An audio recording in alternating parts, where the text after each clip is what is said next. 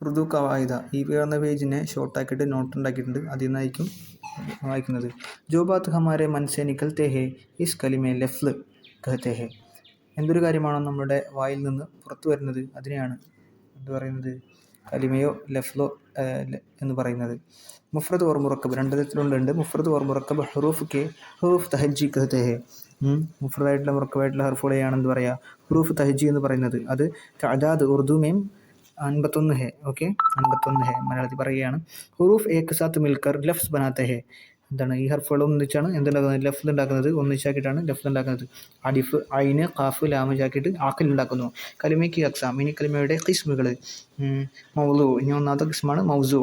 ബാമാന അൽഫാദ്, അതായത് അർത്ഥമുള്ള ലഫ്സ്. മസലൻ സടക്ക്, ഫൂല്, പിന്നെ റോട്ടി ഉദാഹരണം. പിന്നെ മുഹമ്മദ്, അതായത് ബേമാന അൽഫാദ് അർത്ഥമില്ലാത്ത ലഫ്സുകളാണ്. ജോ മൗസൂ കെ സാത്ത് ഇസ്തിമാൽ കർത്തെ ഹെ.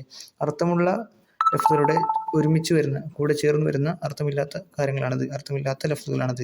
ഉദാഹരണം വടക്ക്, വൽ, വോട്ടി.